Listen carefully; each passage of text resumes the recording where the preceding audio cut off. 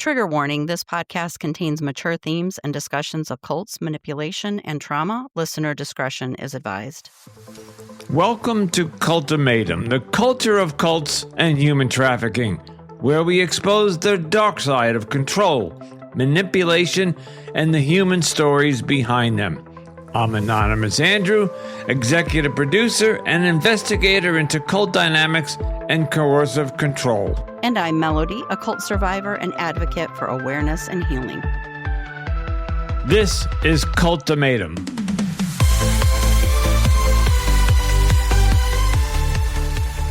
Hello and welcome back to another episode of Cultimatum Podcast, the culture of cults and human trafficking. And my name is Anonymous Andrew, and I am so happy to announce my co-host, Melody. And Melody, who do we have tonight?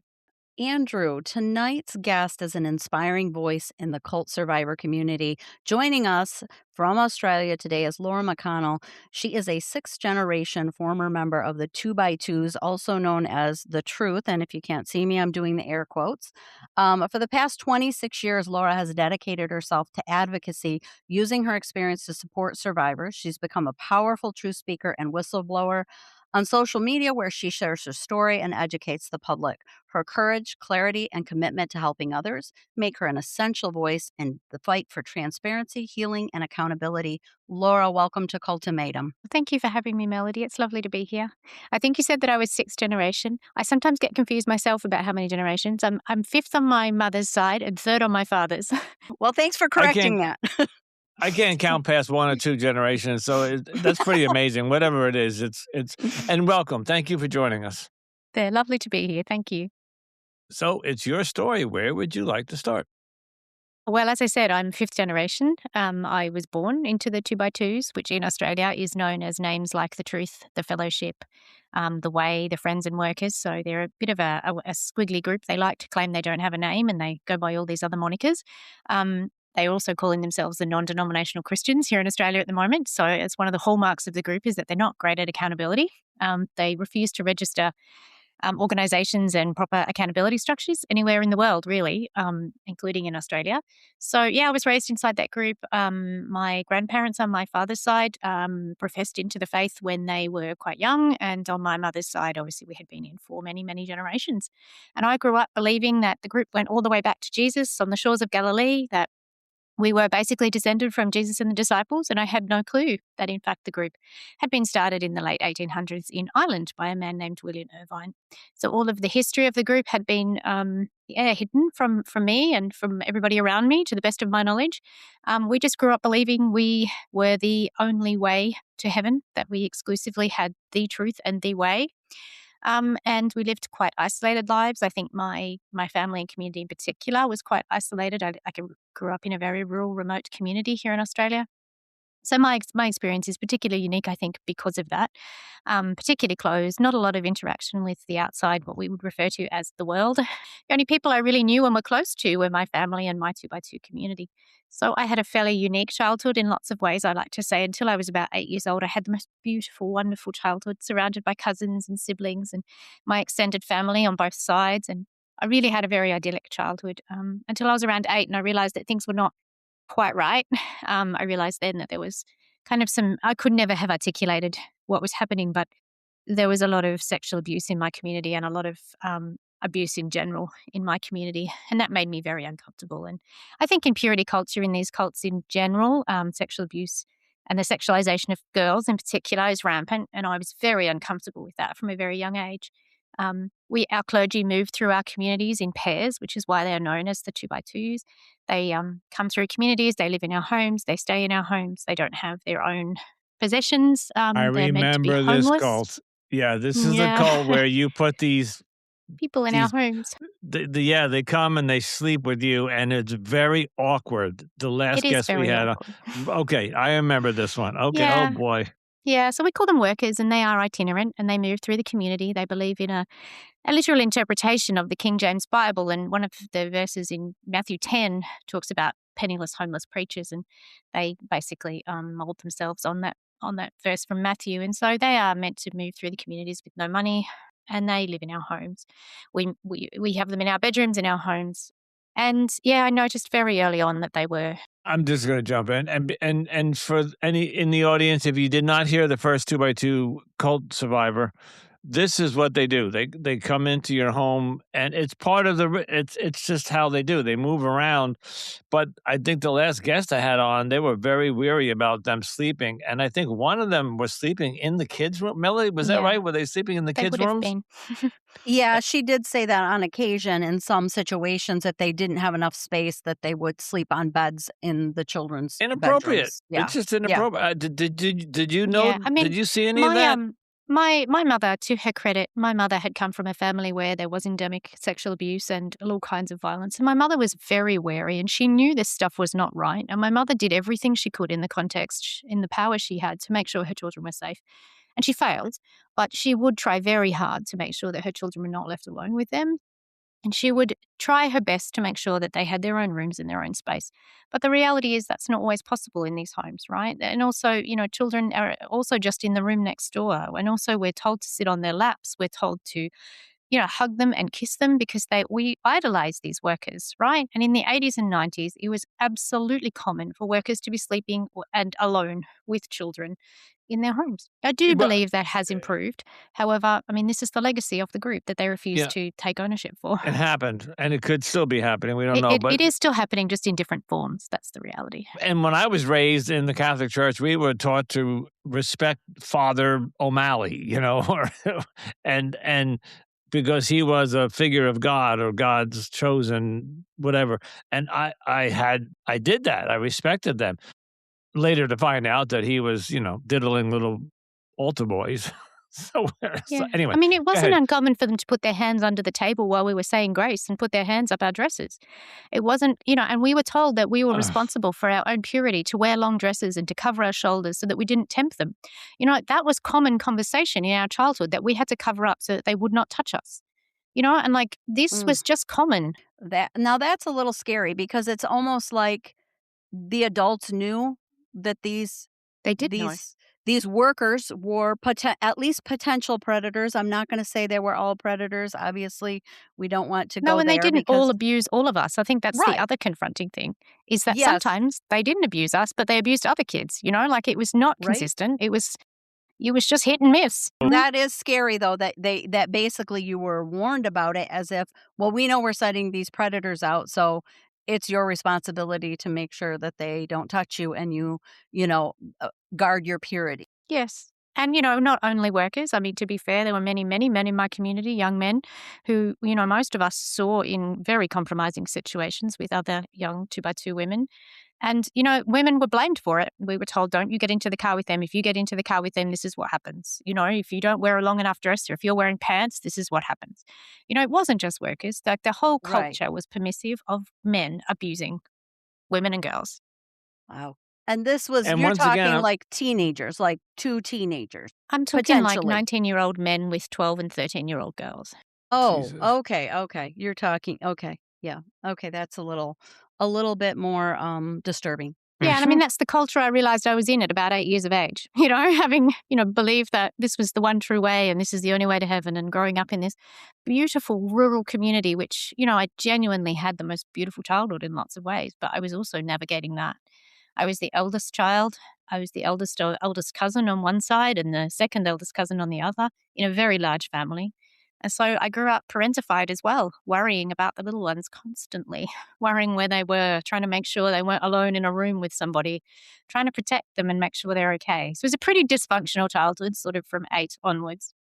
And it will come as no surprise to you that I ended up with CPTSD and was very, very depressed pretty much from that point onwards. And I was basically excommunicated at 19, but not before a whole lot of, other quite distressing experiences as well. Couldn't make sense of what really had happened to me for a long time. But because I had been the eldest and I had been one of the few to eventually leave my community and come to the city, I sort of became this touch point for people to get advice and help and information. And for many, many years, I did that quietly on the side before really there was the internet. I did a lot of flyer drops encouraging people to search more information on the group, leaving things on windshields and posting pamphlets and things to encourage people to Google and find out, that this group's not what they say it is. They weren't started on the shores of Galilee. Like, you need to learn who William Irvine is, because most of them I think even now don't really accept that the group does not go all the way back to Jesus. So anyway, I sort of fell into this role of advocate very early on after leaving, even though I didn't really understand that's what it was. And here I am today, 26, 27 years later, still doing it. I have a quick question. If you were excommunicated, did you still believe in the teachings when you left, or had you kind of already started letting go, or were you excommunicated because you kind of stopped believing? No, I still believed when I realized I was no longer welcome in the group. And they don't have a formal policy of excommunication and shunning. They either tell you can't participate and you have to sit on the sidelines and watch until you change your behavior or you do what they say, or they just very slowly socially exclude you, which is what happened to me. They basically started reversing out of the room because they no longer wanted me in the group. And the reasons they no longer wanted me in the group is because even though I couldn't articulate it, I was a very non-conforming queer kid. But I had no words for that. I had no way of knowing how to articulate that myself. But they could see that I was no longer performing like I was expected of me as a woman. I had left my community and I was trying to get an education. I was studying feminism of all things. I was pushing boundaries with things like my hair and my clothes. So we were expected to wear very long dresses and I was tie-dyeing my dresses and tying them up in a knot, and coming to meetings, not performing the way that they said.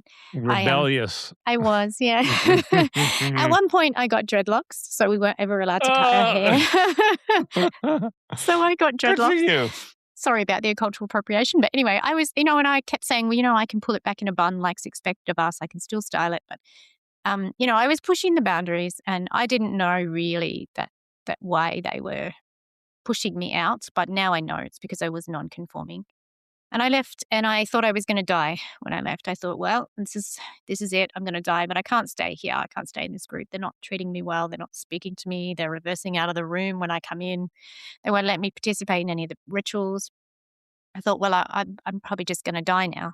It took me about 6 months to realize that wasn't going to happen. It took me about 6 months. This was 1999, around about 1999, and the internet chat rooms had just sort of started to come up. But of course, I didn't know the name of the group. We were told it didn't have a name. So I was searching these things in the early chat rooms and not really finding anything. And then eventually I did find some information and realized, okay, this is a cult and I'm not going to die. It did take me quite a considerable amount of time to realize what had happened to me. So you said something about this is the early days of online chat rooms, and I remember those vividly. I was a very big participant in AOL. Hmm. AOL was one Yep. of the besides CompuServe and a couple of one other company escapes me, but AOL was like the big one, and they had all these chat rooms that you could sit there and it was Hours, addictive. Andrew, Yeah, hours. Yeah. hours, exactly. Did you find cults or other people who were in your Well, I didn't know situation? I was searching for a cult. Well, I no, was not a looking cult, for. but you're where you found yourself, like in your situationship. Yeah, no, well, I found I was searching for people who didn't die from leaving the group. I thought Okay. if I've left, there must be other people who've left and haven't died. I thought, how can it be possible that this group has no one who's left and hasn't died? Like they just can't all have fallen off the face of the earth. So I started going into the chat rooms and just searching for, generic names like workers, like convention, because a lot of our words in our culture are very generic. They don't lead you to like communion, you can search and you will go to things for the Catholic Church. Whereas we have words like emblems and convention and meetings, and those are very generic words. But I was going into chat rooms and trying to search for strings of those, like in the old coding sort of days and going, if I put three of those codes things together, we'll like end up with, some information. And I just couldn't find anything, couldn't get anything. And then eventually one day I remembered when I was about, I was in my early teens. There had been some kids who had suicided in Melbourne, who had been from the group, and it was all kept very hush hush. And all of us kids were told that they died because they listened to Nirvana, that these kids suicided and they were killed because they listened to pop music. And because we weren't allowed to listen to pop music, to watch TV, to listen to radio, to have, like even like sometimes reading the newspaper was not easily accessible to us. I mean, even things like using a hairdryer, like there was just bizarre things in our homes that we just had no access to. So anyway, we were told these kids had suicided because they listened to Nirvana. And I thought, well, if these kids died, and we fully believed it, right? I thought, Can I just clarify one thing? Was this before or after Kurt Cobain committed suicide? it's a good question. I think it was before. Don't hold me to that, but I Okay. think it was Okay. before or around. Don't hold me to that. Because it I'm would not make sense entirely if he sure. committed suicide when he did, and then anybody could say, don't listen to his music because it will lead you to suicide. Yes, they could. I Pushes don't know suicide. that he had suicided at that point. But anyway, he in her diary, in Narelle and Stephen Henderson's diary, Narelle had a diary that was found, and she had in the diary mentioned that she had listened to Nirvana and she had lyrics to Nirvana in that diary. And so, sure, there were linkages to Nirvana, but that's not why she suicided. She also had notes in that diary about how she did not want to attend a yearly convention, and how, she didn't want to go to meetings anymore and that she was under pressure. So, it's pretty clear there was other things going on other than just Nirvana. Nirvana did not kill her. Right. No. And I thought, well, if, at this point I did think Nirvana had killed her. I thought, well, if that's what happened, somebody in the media must have heard about it, surely, because I was studying feminism at that point and I'd started to learn about media literacy and I'd started to learn about, how journalism worked. And I thought, well, surely a journalist would have heard if somebody died from Nirvana, right? Surely. So I went to the library into the old microfiche machines. I'm sure you also remember the microfiche machines where all the newspapers were stored. Yes. They were like a machine. Well, old newspapers were saved on a film and you could scan through them. You had to roll through them. And I found the newspapers from around the time of the suicides. And eventually, after hours and hours of searching, I found a newspaper article by a journalist who I'm now reasonably close with. His name is Chris Johnson, who had reported on the group. And he reported on Nicole and Stephen's death. And in that article, he mentions a few names of the group. And all of a sudden, I went, oh, we've got a name. Oh, I've got some names that I can search in these chat rooms.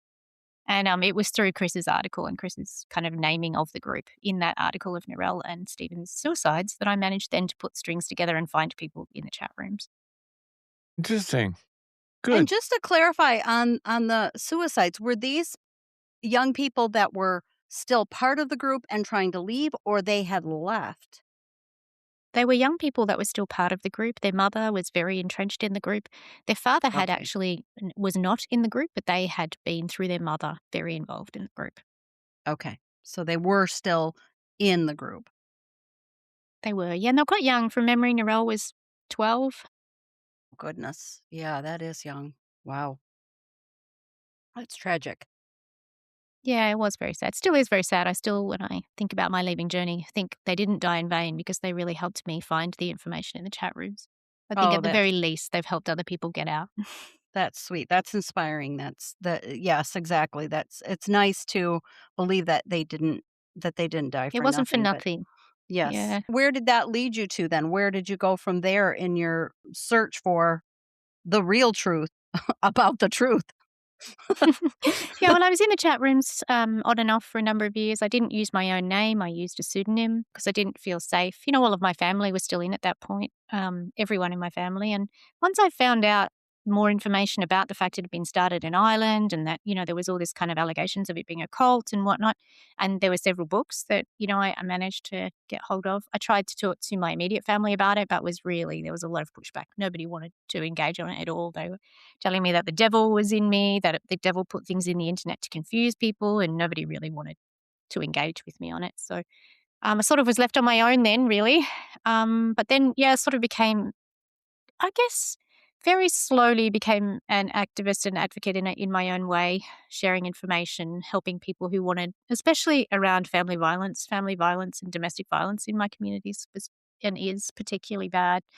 I was one of the first, really, probably through my feminism degree, really, to understand how to access domestic violence shelters, to understand how, to articulate what is happening to you is financial control, what is happening to you is contraceptive control, and just helping people get a vocabulary very slowly, and also being a soft place for people to land and to ask questions of me safely. And of course, all of this was before social media. All of my grandparents were still alive. All of my great aunts and uncles were still alive. It was quite dangerous, really, for me to be involved in this, and there was a lot of pushback along the way. And then slowly, of course, the older generation in my family passed away. And in the last bit over a decade, I've been able to do this work much more publicly. And of course, social media has helped with that. I can, share information more easily. People can pick up information more easily. Of course, that generation, the older generation, who I was quite scared of for a long time because I did not want them to be excommunicated. They had no support structure, and no life outside the group. I was scared to do it under my own name and to do it publicly until they had passed away. And they, have passed away a little over a decade now. So I can do this much more publicly and have a much more public profile. Okay, so about what age were you at this point? So I left when I was 19, and I guess I started doing this more publicly around the age of 35. So it's in my mid-30s by then. So you were born into the group and you were excommunicated at 19? Correct. All right. So 20, almost 20 years Yeah. in that cult. That's a long time. That's the first 20 years of your life, which is where our character, our personalities, our mental health is all formed in those Yeah. first 20 years. Yeah, and your connections with the world, it's why I have Correct. CPTSD, is that we just had such an isolated kind of upbringing. I just didn't have connections outside. I The fact thought you that you didn't have died. a hair dryer, I never heard that before. We did have a hairdryer, but we weren't allowed to use it if workers were around. It was like it was too immodest and too worldly. It's so It bizarre. was in the cupboard with the TV. It was in the cupboard with the TV. We didn't even have a TV, but yes, people would. That's exactly right, Melody. It was, it was one of those things you hid away. It was the secret hairdryer, Andrew. Like you couldn't, nobody could know that you had it. You could have it, but nobody would know. Nobody could, not the workers anyway. And the bizarre thing is, now they would say, "Oh, that's not true. That's not how it is." And I mean, maybe for one or two people, it was that way, and not everybody. But Right. there's no rules. But There's that was nothing your written. experience. Exactly, but there's no rules, and when there's no written doctrine, and when there's no organizational structures, no accountability structures, God knows what's the laws and not. And if you're Mhm. from a family like mine who was so desperate to climb the ladder, my family were rural, they were reasonably poor, they were very low down on the truth 2x2 hierarchy. They wanted desperately for their daughters to marry up. They wanted their daughters to be, to be modest and to be pure and to score themselves a good husband. And so they would have done anything to make themselves look good. And when there is no rules and no regulations, that's the kind of thing that happens. People hide TVs. They don't believe in hair dryers. They make their girls wear, long dresses for sport because they think that that's going to make, help them get to heaven. Right. So, what would you say when you started talking to people after you left? Was there any big misconceptions that the outside world had about the group? Or did the outside world not even really know that you existed? It's one of my biggest challenges, even still, Mel, is that nobody knows who they are, right? They fly under the radar. They refuse to have a name. They don't register. They won't have, they won't create proper structures. So nobody knows who they are. When you don't have a name, and, people have been very, very active calling them 2x2s all around the world, which is helping because it means you can find information easily. But here in Australia, they will say that's a different group. That's not us. It's a different group. We've got nothing to do with this 2x2 They group. disassociate themselves with They that just whole won't, yeah. concept. Yeah. And so, people just don't know that these people are 2x2s. They hide from it. They're very good at being very private and hiding themselves away in their own communities. And that's one of my biggest challenges still, is my work getting traction and people believing what has happened and what is happening in that group because they're completely hidden. They're hidden. And Well, and I wonder part of the why, battle. because take Scientology, for example. John Travolta, you got Tom Cruise, Leah Remini at one point who left. You have all these famous people that come out and say, yeah, I'm a Scientologist. And so in other words, they don't hide that. And there are other cults that people are, they come out. The Jehovah's Witnesses go knocking on door to door. So why would, and I can go on. There's so many cults out there that don't hide, that they're very proud. The JW has the Kingdom Hall, and you drive down this highway, and it's just huge. Why do you think that they were wanted to be so hidden and no, that's not us? And Well, I think it comes back to power and control. And I think the group increasingly, especially in the last maybe 4 decades, has become increasingly secretive.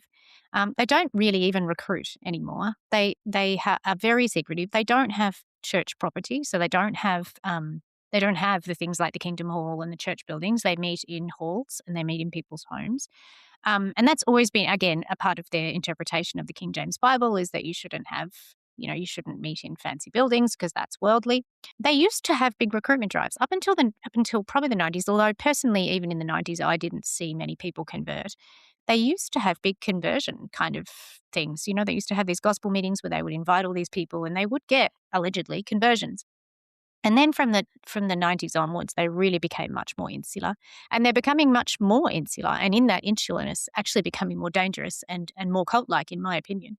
Um, and it really comes down to me for power and control. There is a layer of workers at the top who have inheritances from various people who've died in the group, who have a lot of money that they have wrapped up, and that they don't want people to access it now. They want to keep the group secretive. They want to keep power and control over the existing congregation.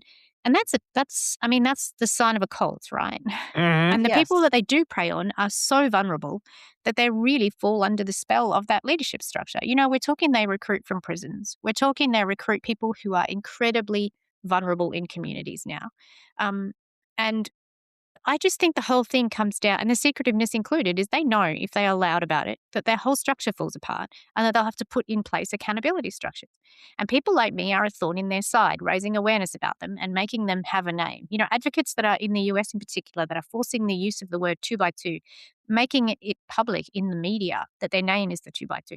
That stuff forces accountability and gives people information, and they can't stand us. And that's why they distance themselves from us, because they don't want to share information and they don't want accountability. It's actually very tricky, Andrew, because when you think about it, you think about all the cults that we have heard about that when they get a bad reputation, they just rebrand and will change their name. They'll legally go change Correct. their They name. pivot. They're just They pivot. avoiding that step. They're avoiding having to do that Mhm. because they're not taking on a name to begin with. So they can call themselves Correct. whatever they want, whenever they want, and they don't have to.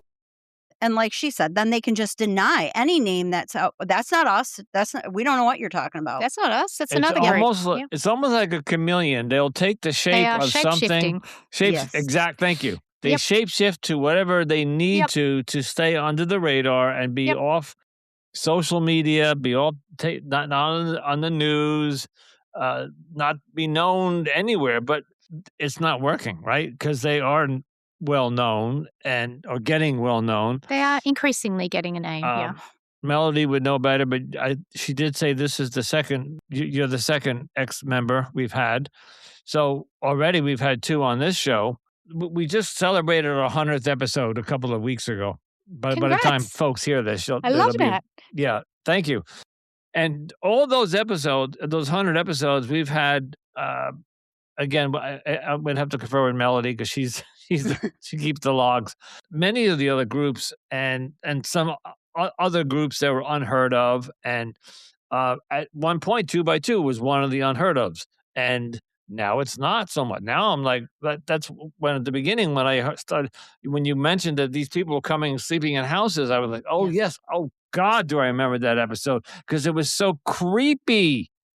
Yes. They were And actually, I think there was one.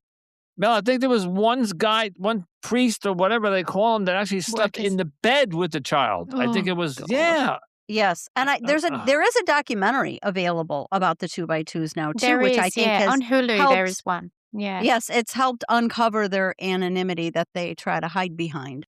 That's Yeah, actually what certainly made in the me go US and searching Canada, I for think it's 2x2 Oh, survivors. was it? Yes, yes. Oh.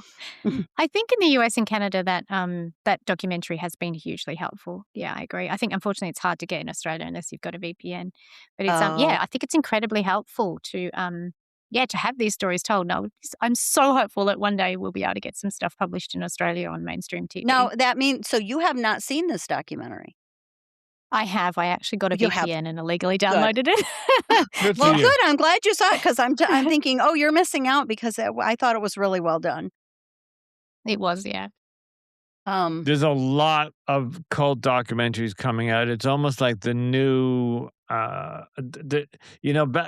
guess 10 years ago was reality TV, Survivor, and all that stuff. There's always a new genre every 5-10 years. And now that we're all streaming, whatever. I'm every time I turn on either Hulu, HBO, Amazon, something, because I've watched cults, they throw cult documentaries at me, and I'm writing a list to try to watch as many as I can.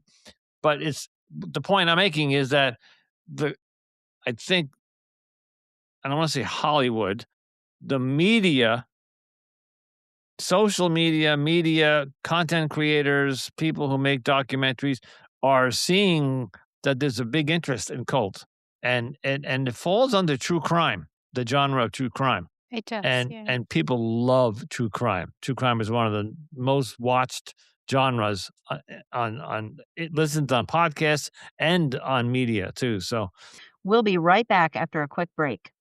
don't go anywhere. More Cultimatum is coming up. I hope Australia does get a documentary, so they banned it in Australia. That's why you couldn't watch Oh, it. I know. I think it's just an American American only, and maybe Canadian as well. And you have to have you can't just access it through. We don't have Hulu in Australia, so you can't access But it you don't through a have normal. Hulu. Okay, No. okay, okay, okay. Yeah. That would No, I make mean, I'm sense. very happy. We don't have a lot of cult documentaries here in Australia. And one of the things that I've been working on as part of a wider cult survivor network here in Australia is media guides for how to report on things, Mm, and how to center survivors in a way that's respectful. Because I think a lot of the media that has happened here in Australia has been very focused on childhood sexual abuse and like very inflammatory things rather than on the control and the coercion and the how cults work now in 2026. What does a cult look like? That there are many, many cults in the Australia, New Zealand region. What do they look like in the current context? Because there's this, I think, preconceived idea about what a cult is, especially in Australia. And people don't realize how many are here and what they look like. hmm I No, listen. I'm in my 60s, and uh, and I started this podcast. What is it now? 2 years, Melody? Maybe coming it up will on be 2 2 years. years in April. And I did it. It was an offshoot of another podcast I did. It just landed in my lap, and I just found it interesting. And now I'm concentrating solely on the cult because I found it so fascinating that I didn't know. And I'm in America. I didn't Yeah. know how many that there are really, Yeah. and not just like little ones here and there, which there are. There's hundreds of thousands of these little ones all over the place, but some of the bigger ones, the Mormons, the LDSs, Mm. all the ones out west and in Texas, and the one that Melody was in, and they're still thriving, and they're Yes, and still some of them are very wealthy, Andrew. Some of them well, have a lot Yes. of money. The Mormons are some of the most wealthy in the world. huh? Yes. Yeah. Yes.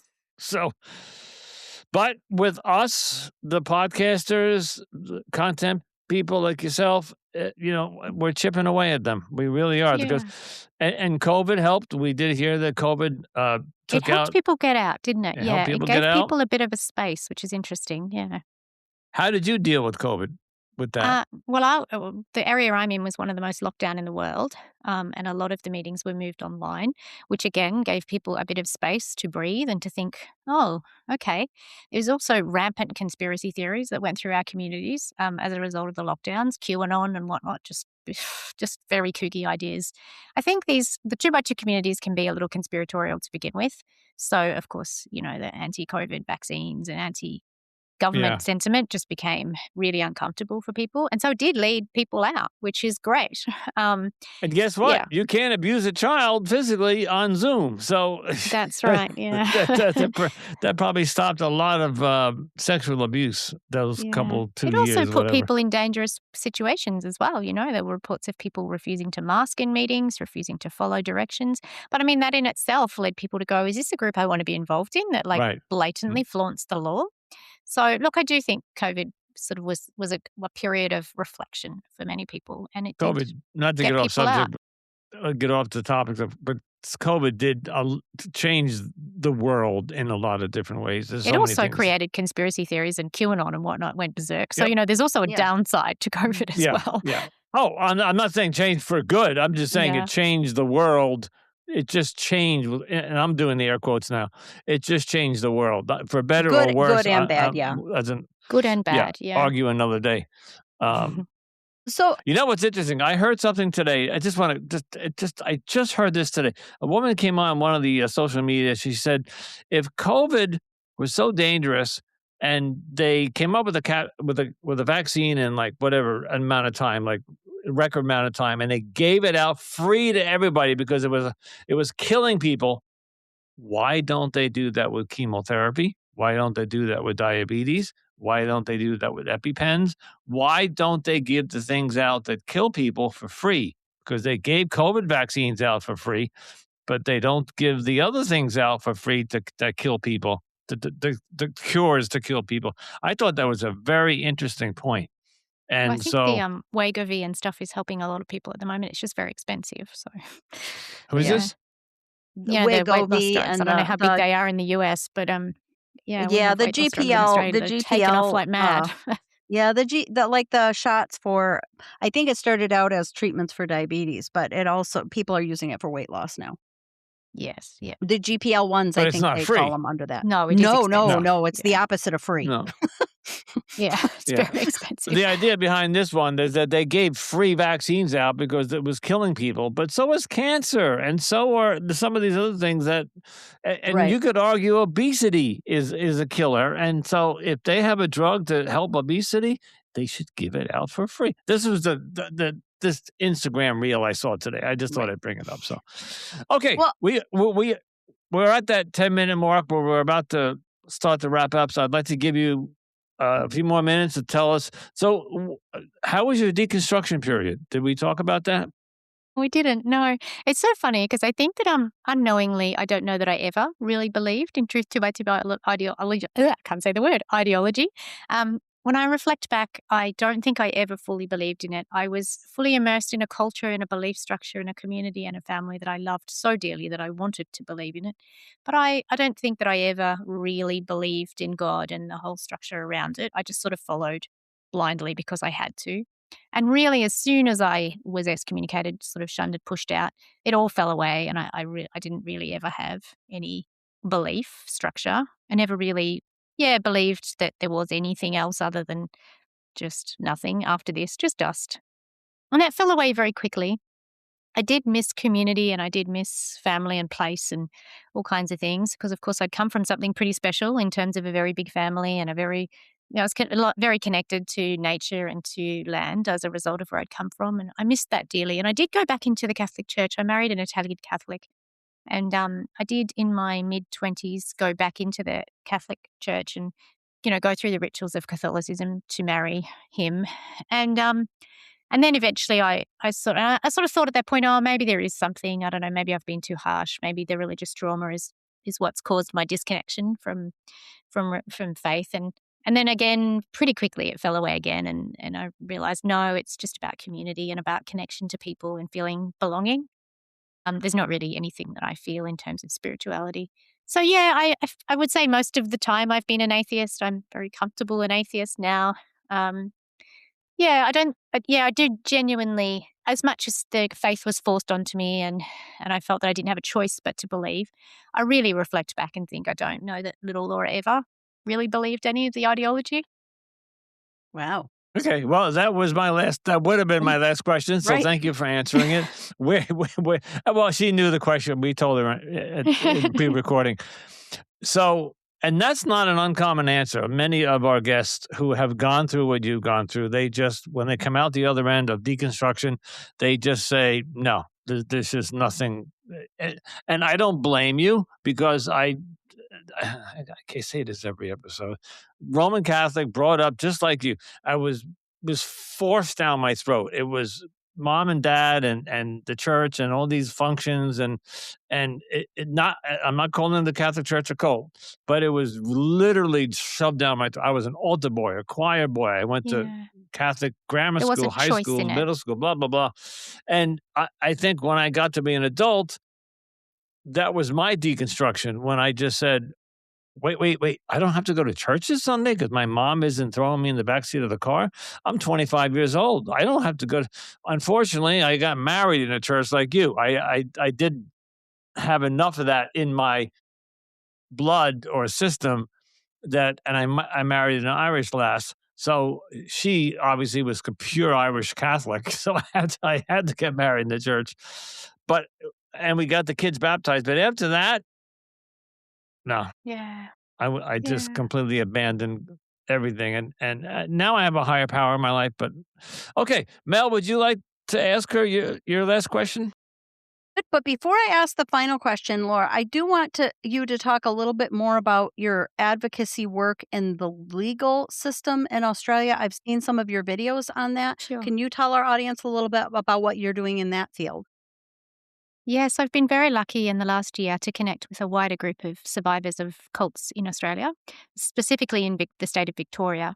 And they're from all kinds of different cults. And there's been some advocacy which has taken place specifically around a group called the Geelong Revival Centre, who are in one specific area of Victoria, and they've managed to get a lot of politicians to support them. Yeah, and they've managed to get an inquiry up through our parliament in the state of Victoria. And then there's a whole bunch of us really advocating to get a lot of stories told in this parliamentary inquiry. So the Geelong Revival Centre, yeah, basically, along with several other groups, submitted some of our stories of what had happened to us in cults and how difficult it was to leave, and some of the experiences we'd had in there that were very coercive. Things like coerced marriage, things like control of employment, financial control, sexual abuse, a whole range of things. And the politicians, specifically in the Geelong region, have really gotten behind us and helped us get a inquiry up in our parliament. And so, as part of this group, the inquiry is live now. They're having submissions. I personally gave testimony to that inquiry in October. Several of the other survivors around me have given testimony as well to this inquiry, and they're still having public hearings. They asked for wide-ranging submissions from all kinds of people, and we are hoping that the inquiry will hand down their findings sometime mid this year, 2026. And we are hopeful that there will be some kind of change in the way that cult survivors are supported in this state, and that there will be some kind of regulatory or legal change as well. Obviously, we don't know that that's going to happen, but we are quite positive that the Parliament and that the politicians who've been supporting us and helping us will understand the importance of what we are calling group coercive control, which is basically coercive control in a group context. So we have laws in Australia around coercive control in an intimate context. So there are laws about financially controlling or otherwise controlling your spouse or somebody else in your family. But we would like those laws extended or written out to cover groups as well. And groups would obviously cover cults and other kinds of groups that might be coercive as well.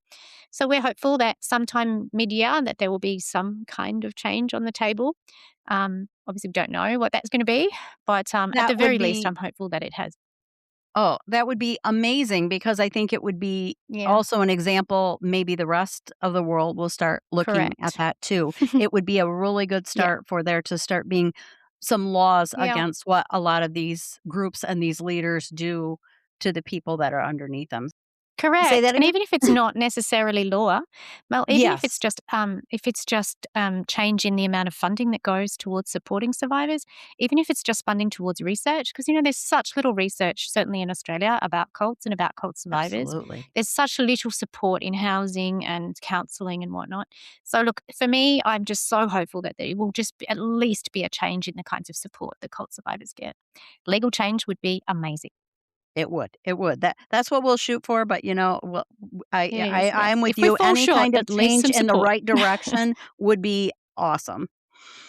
So I Correct. will then end with my final question now, which is that if there is somebody listening that might be finding themselves in a similar situation, whether it's the two by twos or a similar group, and they're starting to have doubts, and maybe they have a secret podcast radio that they're listening to that's in their secret, you're right, with the hair dryer and the TV.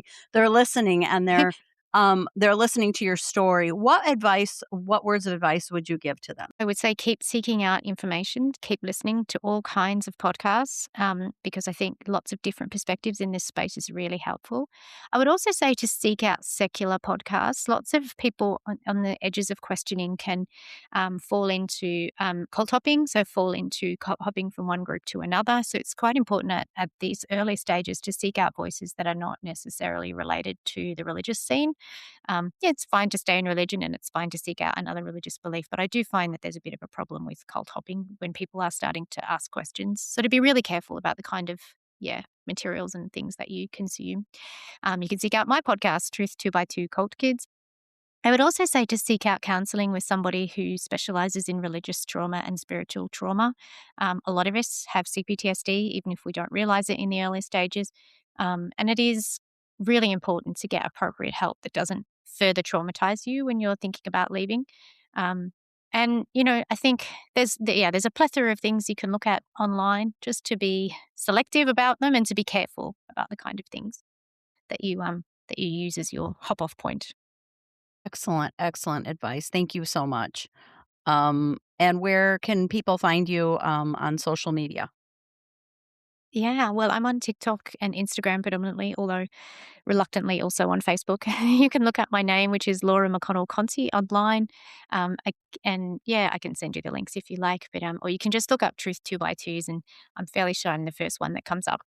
Just Yes. curious, why reluctantly on Facebook? Oh, I don't know. I don't love it. There's so many trolls and so many Oh. random people who comment strange things. Oh, there is all over social media. It's I find Facebook the worst, Andrew. I Yeah. really do. Okay. No. I'm no lover of Facebook. I'm only on there because of the podcast. And I mean, I do have a private account, but God, I can't remember the last time I checked it. But I've actually used that private account to start promoting the podcast because I have nothing else to. I'm not. Back in the day when I was younger and wild and crazy, I would post all my party pictures and my Yeah. girlfriends. Now it's like, and when you get to be a little older, you would leave me alone. I do. I just want to be left alone. Yeah. Just leave me left alone. Don't troll me. No, and I get these random people who, I'd never heard of, who come on and go, "What's 2 by 2?" And I'm like, the point of the whole account. So I don't know. Look at the account. Look at the account, read the bio, look into it, and then if you have a question, maybe Come back and then ask. come back That's and right. ask a more Like constructive literally, I'll question. get like 8 of them on every post, and I'm like, Gosh. "You're just You're annoying." like, I'm not answering each of you individually. If you don't know, maybe you're on the wrong page. Wrong page. I want to leave you with a thought that might be overwhelming or overbearing or just not something that, because I don't know anything about Australia. My son was lucky to visit there, and it's on my bucket list to maybe get down there one day, but that bucket is filling up. But I would love if you could get a documentary made down there. I would love that, Andrew. Yeah, I would I would love say if I had contacts down there, or if this podcast had any influence, but it probably doesn't. But I don't Yeah, know. no, if you know a good documentary maker in Australia who would be willing to work with me, I would love to do a documentary on the 2 by 2s in Australia. Yeah, I almost want to put her in touch with the gentleman that we did, Scott something. Scott Holman. I was thinking of Scott Scott too. Holman. If he wouldn't come and do it himself, he may very well know somebody, He possibly. might know somebody. If we So, can do you know find his Scott? email, there's a gentleman. Do you know Scott Do you Holman? know a gentleman by the name of Scott Holman? Hang Yeah. on, Scott Holman is in the one who did the Yes. JW. Yes, Yeah, I have. we had I him think on. I've seen one of his at Decult. Yeah. Underground So, Witnesses was his documentary. Yes, it was. And Yeah. I think he made a second one. It's something he may want to do. I don't know. I'm just saying we can put you in touch with him, and if he can't, maybe he knows somebody may that know would be someone, interested. yeah. Because I think you need to get podcasts are great, and but I think television still is the medium where because you get to see more, it's real. This is Yeah, a it's very 40-minute conversation. You put 5 episodes up there, like The Vow. The Vow was all about Nexium, right? And yes. wow, what a powerful documentary. So anyway, we'll see what we Well, can do for you. and I'm just going to say that I find it, because I will say that I am actually kind of surprised that there's not more cult documentaries in Australia. And I'll tell you why. Because Australian cities, our top city for listening to our podcast, our number one Is it city really? is Sydney, Australia. And the I second love that. is New Zealand. The next one is Melbourne, Australia. So those are our top 3 cities of our listeners. So people there are listening to us. So That is there so are good lots to of know. people in Australia that are interested in this and that want to learn about this. So what does that tell you, Laura? If and I'd be curious if other podcasts had the same kind of Well, I'm going to demographic. ask them now that I know. I'm going to ask some of the other podcasters now that I know. Yeah, Yeah. ask them. Because, I mean, obviously my own podcast has Melbourne and Sydney and Perth as top ones. But, I mean, I'm But you're Australian, there. so of We're course. in America, so Yeah, they're that's tuning right. into us from down under, and Interesting. I'm grateful. And to the audience that's listening down under, thank you. I mean, we have a Yes. big JW population too, so that could be driving that. Could which is be. It interesting. could be. It Yeah. could be. But yes, I was actually kind of a little surprised there wasn't a I cult am made too. already, or I But mean, to a Melody's documentary point, already made about your cult there. if they're listening to our podcast, they might very well Well, they would be love interested. documentaries down there. Yeah. I would say so. Yeah. Yeah. Mhm. So, Interesting. Okay. Well, but Laura, we'll thank stay you thank tuned. so you. Let's go and much. advocate and get this done. No, thank Yeah, you for I the agree. I conversation. agree. It's We'll lovely put to you in meet you. touch with Scott for sure. Sounds good. Okay, Laura, I don't know what time it is there because it's what time is it here? It's it's 7:30 in the evening, so It's it's 11:30, just before lunch. just Okay. before lunch. Okay, thank you very much Thank for you coming again, on. guys. It was lovely to chat with Yes. you. Yes. Thank you. Okay, be well. And once again, we want to thank Laura so much for coming on the show and meeting. I'm coordinating that time distance all the way from Australia, coming on the show and sharing her experience with us. And I do want to say, Andrew, I didn't get a chance to say this during the episode because the topic shifted. But when you were saying that cult documentaries fall under the genre of true crime, I wanted to put in there, and how fitting is that? Because there's so much crime involved there, right? I don't know where I heard that, but it was in my travels of learning about the different categories of podcasting, like dating, relationships, Yep. politics, blah, blah, blah. And I heard that the cult podcasts fall under true crime. I don't now, which is interesting, and this is a good time to bring this up for those, and we're going to mention this each week for a while. There's a organization called FeedSpot, and it's Yes. a gentleman that puts together literally all the podcasts. I don't want to say in the world, but some of the like top 5,000 or something, and he ranks them. And by I don't know all the details, but we just got an email that we are number 13 out of 35 of the top. Now, this is what makes it interesting, of the top 35 brainwashing podcasts. So, while I said true crime, there's a category called brainwashing podcasts. So, I don't know which is correct, but I do want to thank FeedSpot for that he awarded us, and you'll see that if you look in our show notes, you'll see it. For those who are podcast enthusiasts, go check out FeedSpot. It has all the great podcasts out there, and you can just type in the genre you're looking for, and it will. You can listen to podcasts right from there. It's pretty cool. Oh, I didn't know So that part. yeah, That is cool. and yeah, and you can subscribe to it and just say, hey, I love. Let's pick something. I love comedy podcasts, and Right. then you can get an email each week of all the top 20 or 30 podcasts that deal with Nice. comedy. Back to Laura. I Yes. found it, and that was a great idea to bring up the fact that our top listeners are in Australia. That was Yes. brilliant. You had told me that once before, and of course, I can Yes. see the stats too, but I don't always check Yeah. them. And I found that interesting that in Australia and New Zealand, we have the most listeners, right? And Yes.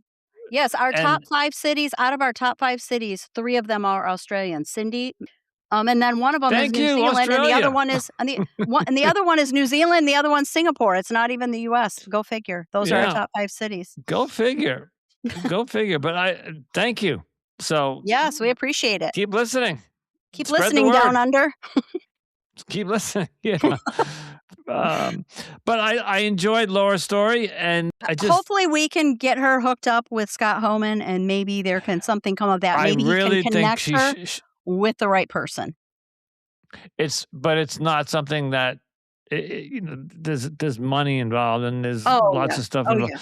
But to find somebody that if they did the research and see that I guess cults are a big topic down there, and that there Yeah. is an audience for it, and the fact that there aren't many documentaries, I just think it's an untapped market. And to Yes. a publisher, a producer, executive producer, gosh, look into that. That's Yeah, all I make can it. say is the Australians are interested because they're listening to our show. Yeah.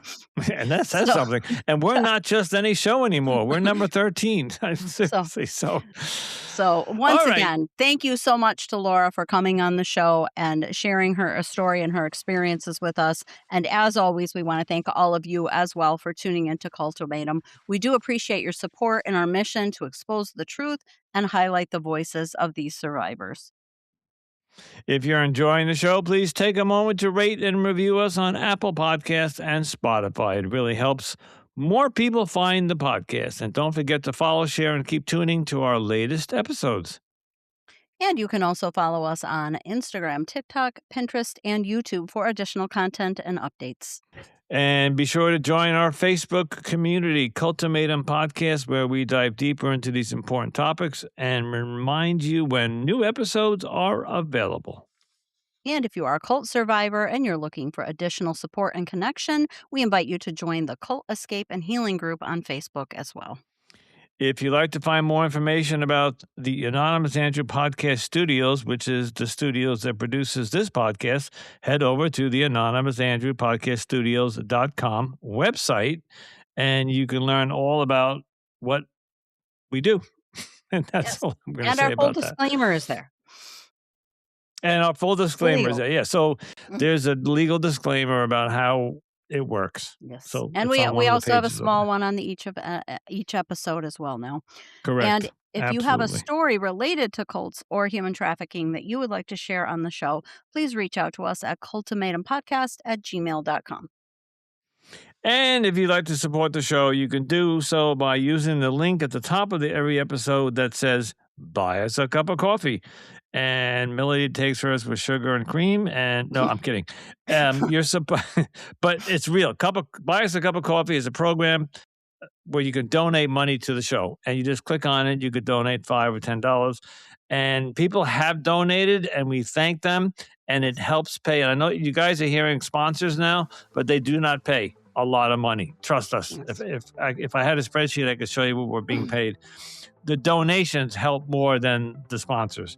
So you're probably saying, why have the sponsors? Well, it's a long story. Anyway, your support helps us cover production costs and allows us to keep bringing these stories to light and stories that truly matter. And as always, stay safe, stay informed, and remember, you are not alone.